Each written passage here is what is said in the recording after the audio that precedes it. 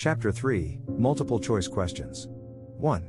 What is bridging in a presentation? A. Maintaining fluidity and continuity. B. Making solid statements. C. Asking open-ended questions. D. Sharing personal experiences. E. Using sign language.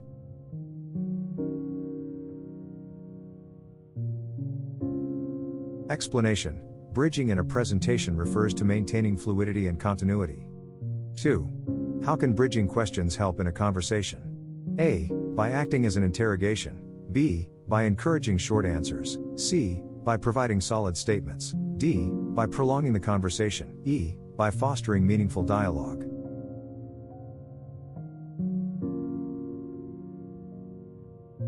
Explanation. Bridging questions help foster meaningful dialogue in a conversation. 3. What are the 3 moves involved in bridge building? A. Leaning forward with palms facing out. B. Extending the last word of the bridge question. C. Leaning backwards and keeping silent. D. Crossing arms and looking away. E. Nodding and tapping fingers.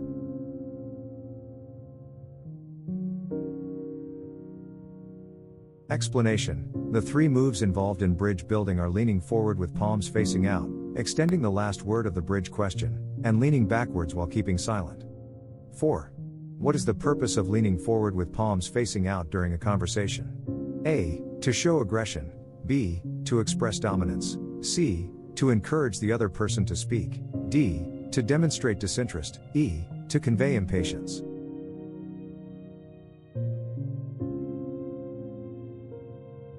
Explanation. Leaning forward with palms facing out during a conversation encourages the other person to speak.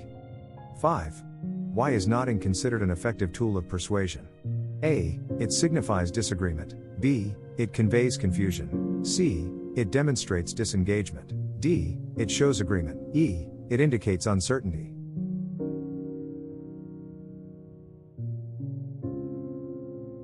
Explanation. Nodding is considered an effective tool of persuasion because it shows agreement. 6. How can nodding be used to encourage the other person to continue talking? A. By shaking the head vigorously. B. By avoiding eye contact. C. By crossing arms. D. By nodding while the person is speaking. E. By interrupting frequently.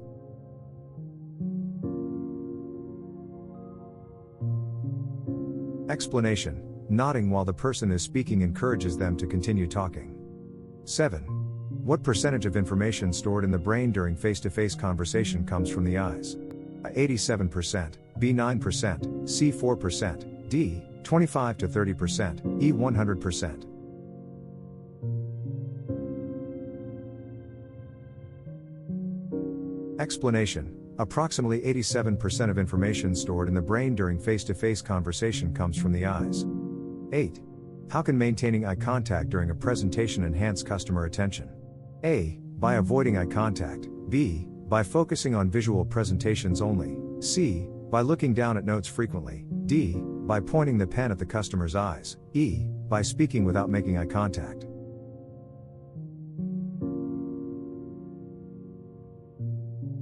Explanation. Maintaining eye contact during a presentation enhances customer attention. 9. What is the purpose of imitating the other person's body language? A. To create conflicts. B. To establish dominance. C. To mimic facial expressions. D. To build rapport. E. To exhibit disinterest.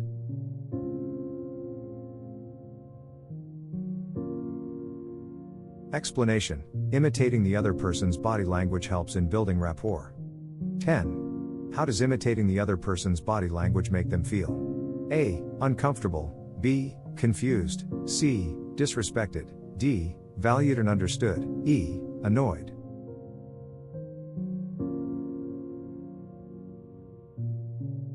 Explanation. Imitating the other person's body language makes them feel valued and understood. 11. What is the difference in expressing emotions through body language between men and women? A. Men use facial expressions, while women rely on body movements. B. Men show more facial expressions than women. C. Women use more hand gestures than men. D. There is no difference. E. Women are more reserved in expressing emotions.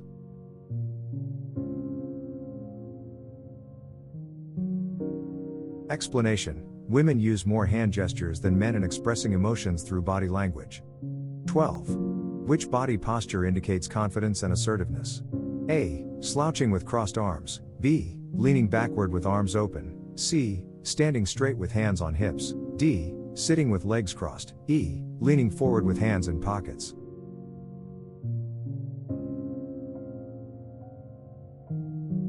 Explanation. Standing straight with hands on hips indicates confidence and assertiveness.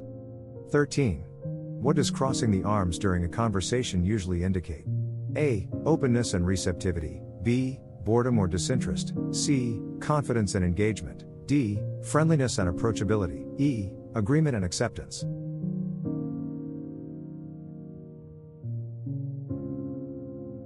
Explanation. Crossing the arms during a conversation usually indicates boredom or disinterest. 14. How does mirroring the other person's gestures establish rapport? A. It creates tension and conflict.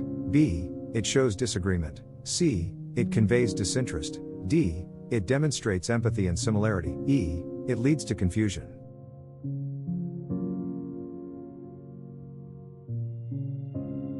Explanation. Mirroring the other person's gestures demonstrates empathy and similarity, establishing rapport. 15. What is the recommended distance for personal conversations? A. 10 feet. B. 1 foot. C. 3 to 4 feet. D. 20 feet. E. 50 feet.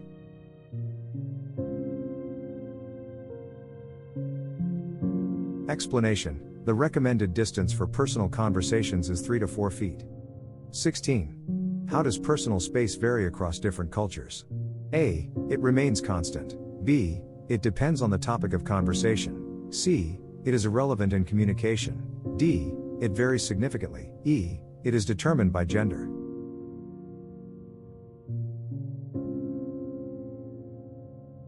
Explanation. Personal space varies significantly across different cultures.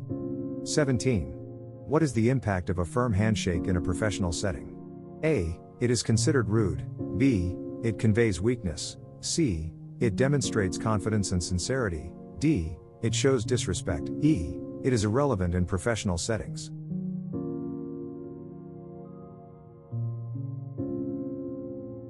Explanation. A firm handshake in a professional setting demonstrates confidence and sincerity. 18. How can gestures be misinterpreted in cross-cultural communication? A. They are universally understood. B. They have no significance. C. They are only used for emphasis. D. They can have different meanings in different cultures. E. They are unrelated to effective communication.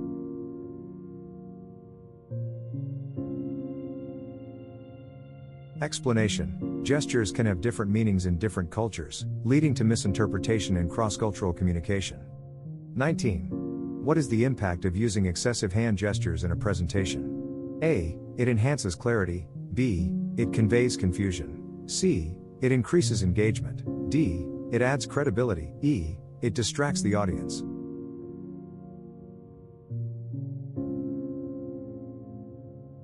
Explanation. Using excessive hand gestures in a presentation can distract the audience. 20. How can nonverbal cues improve communication in a virtual setting? A. They have no effect.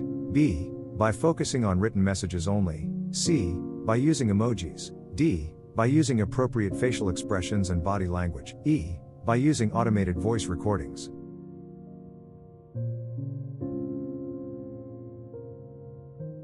Explanation. Using appropriate facial expressions and body language can improve communication in a virtual setting.